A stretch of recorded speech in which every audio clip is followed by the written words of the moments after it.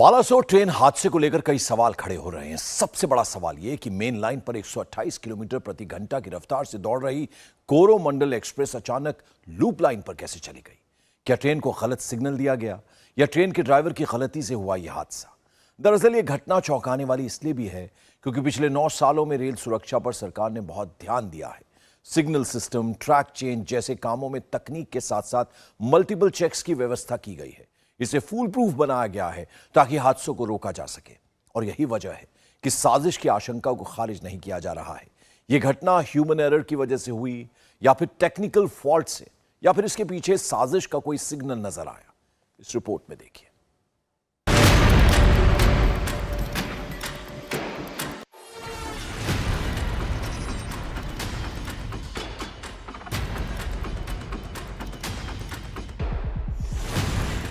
Balasore rail हादसे में कई सवाल अब भी खड़े हैं। सवाल number 1, Coromandel express loop line पर कैसे पहुंची? सवाल नंबर 2, ट्रेन का इंजन मालगाड़ी के ऊपर कैसे चढ़ा? सवाल नंबर 3, ट्रेन की पटरियों का यह हाल कैसे हुआ? सवाल नंबर 4, यह हादसा है या साजिश? सवाल नंबर 5, अगर यह हादसा है तो यह ह्यूमन एरर है या टेक्निकल फॉल्ट? बालासोर हादसे की इन तस्वीरों को देखिए। कोरोमंडल एक्सप्रेस कितने इंपैक्ट से इस मालगाड़ी से टकराई, उसे समझने की कोशिश कीजिए। मालगाड़ी पूरी तरह से कोरोमंडल एक्सप्रेस के डिब्बों से लिपटी हुई है। कोरोमंडल एक्सप्रेस का इंजन मालगाड़ी के ऊपर पहुंच गया।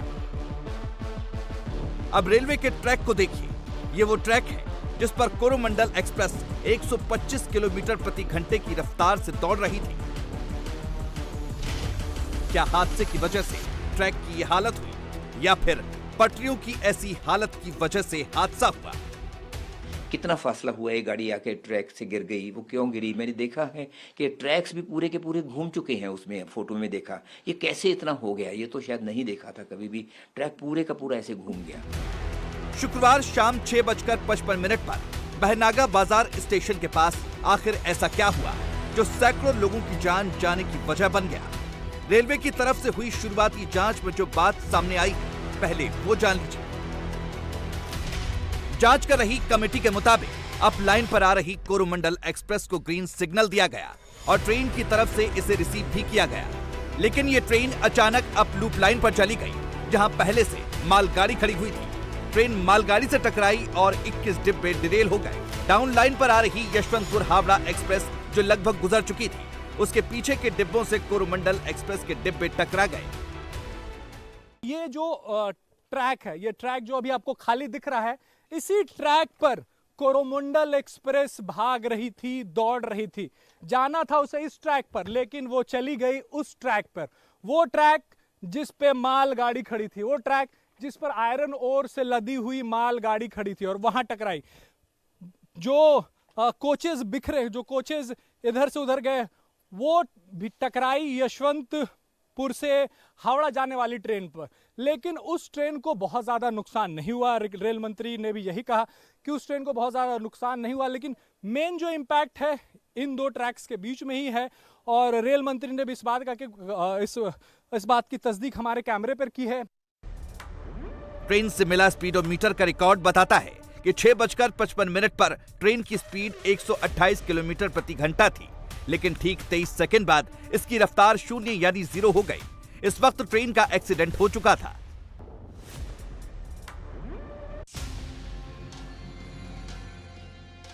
तेईस सेकंड में सब कुछ तहस नहस हो चुका था।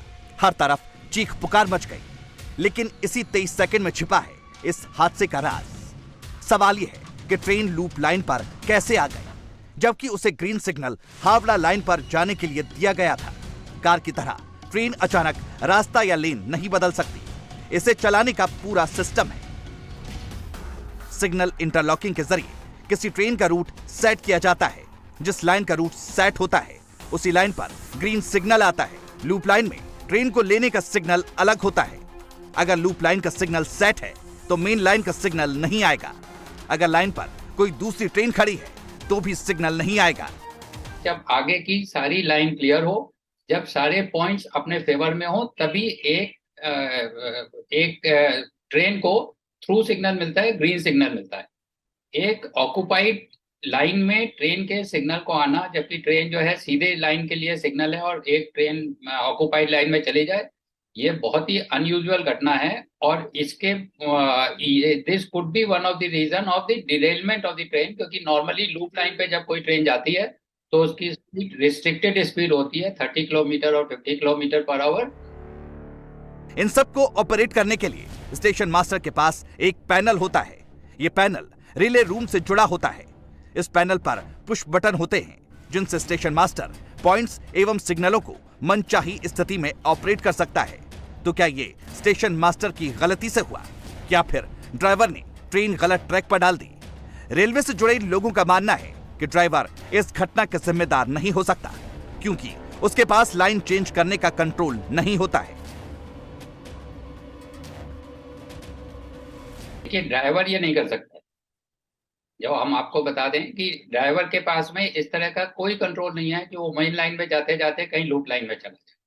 ये सिस्टम से ये हो सकता है। अब सिस्टम से मैनूवर करके या ह्यूमन एरर की वजह से हुआ या सिस्टम ने अपनी किसी गलती से किया, ये जांच का विषय है। ह्यूमन एरर है या ये सिस्टम एरर है, कहना मुश्किल है। कुछ भी हो सकता है, दोनों का कॉम्बिनेशन हो सकता है। ह्यूमन एरर हो सकती है, सिस्टम एरर हो सकती है। रेलवे ने ट्रेन के रूट पर चलने का जो सिस्टम बनाया है, उसके मुताबिक बिना दो लोगों की लापरवाही के कोई दुर्घटना नहीं हो सकती है। सिग्नल इंटरलॉकिंग के काम में दो लोग इन्वॉल्व होते हैं। एक अगर कोई गलती करता है तो दूसरा उसे संभाल लेता है। तो क्या दो लोगों ने गलती की या फिर सिस्टम ने ही धोखा दे दिया? सैकड़ों लोगों की जान चली गई। ये खतरा आगे भी रेल यात्रियों को हो सकता है, इसलिए इसकी जांच जरूरी है। प्रधानमंत्री मोदी भी इसी बात को कह रहे हैं। सरकार के लिए ये घटना अत्यंत गंभीर है।